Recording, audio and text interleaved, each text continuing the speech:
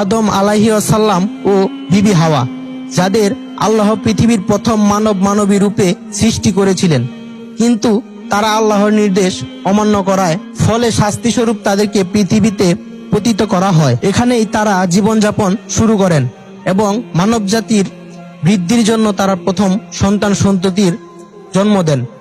বিবি হাওয়া আলাইহিসসালাম প্রতি বছর 2টি করে যমজ সন্তান প্রসব করতেন। যমজ সন্তানদের মধ্যে একজন ছেলে এবং একজন মেয়ে জন্ম নিত।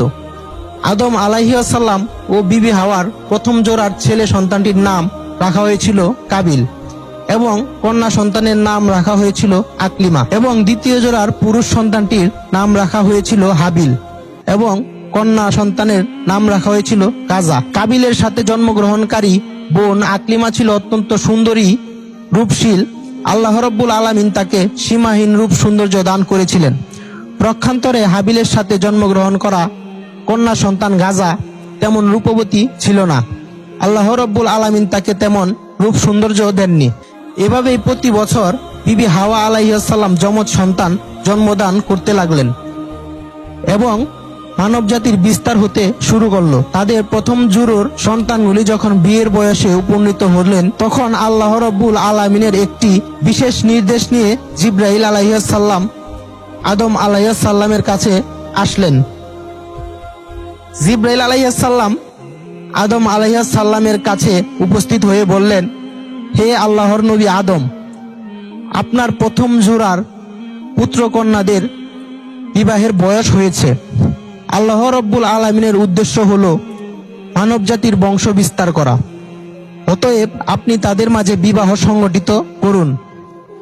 তবে এক্ষেত্রে আল্লাহ রাব্বুল আলামিনের নির্দেশ হলো এক জোড়া পুত্র ও কন্যার মধ্যে বিবাহ সংগঠিত হতে পারবে না, বরং এক জোড়া পুত্রের সাথে অপর জোড়ার কন্যা বিবাহ হবে। তবে সাবধান, যাতে কোনোভাবেই এক জোড়ার পুত্র কন্যাদের মাঝে বিবাহ সংগঠিত না হয়। এই বলে জিবরাইল আলাইহিসসালাম বিদায় নিয়ে চলে গেলেন। আল্লাহ রাব্বুল আলামিনের পক্ষ থেকে নির্দেশ লাভ করে হযরত আদম আলাইহিসসালাম তার 2 পুত্র হাবিল ও কাবিলকে ডাকলেন এবং তাদেরকে বললেন, হে পুত্রগণ, আল্লাহ রাব্বুল আলামিনের পক্ষ থেকে একটি বিশেষ নির্দেশ এসেছে। তোমাদের বিবাহর বয়স হয়েছে, আর আল্লাহ রাব্বুল আলামিনের উদ্দেশ্য হলো মানবের বংশ বিস্তার করা। অতএব আমি তোমাদের মাঝে বিবাহ সংগঠিত করে দিতে চাই।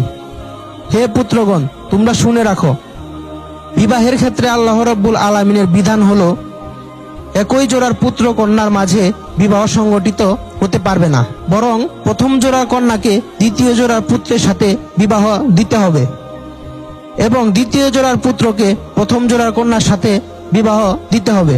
সুতরাং কাবিল বিবাহ করবে গাজাকে এবং হাবিল বিবাহ করবে আকলিমাকে।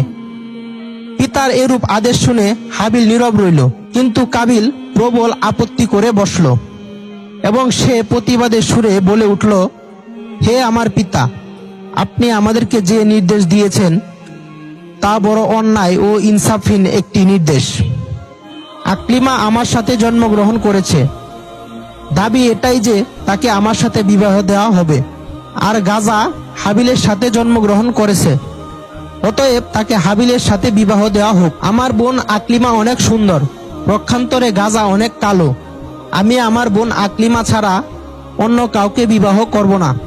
সুতরাং হাবিল তার কালো বোন গাজাকে বিবাহ করুক, আর আমি আমার সুন্দরী বোন আকলিমাকেই বিবাহ করি।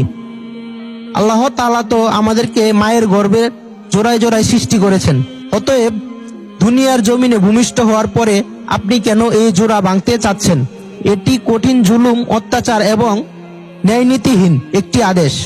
হে আমার পিতা, আমার মনে হয় আপনি হাবিলকে অধিক ভালোবাসেন, তাই তার সাথে সুন্দরী বোন আকলিমাকে বিবাহ দিতে চাচ্ছেন। তবে আমি আমার পরিষ্কার সিদ্ধান্ত জানিয়ে দিচ্ছি, আমি হাবিলের সাথে আকলিমার বিবাহ কোনোভাবেই মেনে নেব না। যে করে হোক আমার বোন আকলিমাকে আমি বিবাহ করব। আমি আপনাকে আগে জানিয়ে দিচ্ছি, আমাদের বিবাহ নিয়ে যদি কোনো দুর্ঘটনার সৃষ্টি হয় তাহলে তার জন্য আপনি দায়ী থাকবেন। কাবিলের কথা শুনে আদম আলাইহিসসালাম বললেন, হে পুত্র, তুমি হয়তো মনে করছো যে এগুলি আমার নিজের বানানো, কিন্তু আমি নিজে থেকে কোনো কিছুই বানিয়ে বলছি না। আমি আল্লাহ রব্বুল আলামিনের হুকুমগুলি তোমাকে শুনিয়েছি মাত্র। আর তুমিও জেনে রাখো, আল্লাহ রব্বুল আলামিনের বিধানের সামান্যতম আমি নড়চড় করব না। তার নির্দেশ অনুসারেই তোমাদের বিবাহ সংঘটিত হবে। আমি একবার তার হুকুম অমান্য করে বেহেশত থেকে দুনিয়ায় নিক্ষিপ্ত হয়েছি। আমি আর কোনোদিন তার কোনো নির্দেশ অমান্য করতে পারবো না। পুনরায় যদি আমি আমার প্রতিপালকের হুকুমের অনথা করি, তাহলে আমার উপরে কোন বিপদ আসবে তা আমি জানি না। আমি আমার প্রতিপালকের আযাব ও শাস্তি নিয়ে অত্যন্ত চিন্তিত। অতএব হে পুত্র, অবনত চিত্তে আল্লাহ রব্বুল আলামিনের হুকুমকে মেনে নাও এবং তিনি যেভাবে বিবাহের ফরমান জারি করেছেন সেভাবেই তোমরা বিবাহ করার জন্য প্রস্তুত হয়ে যাও। কিন্তু আদম আলাইহিস সালামের কোনো নসিহতই কাবিল শুনল না। সে তার জিদের উপর অটল থাকলো। হযরত আদম আলাইহিস সালাম তাদেরকে বললেন, ঠিক আছে, তোমরা এখন যাও।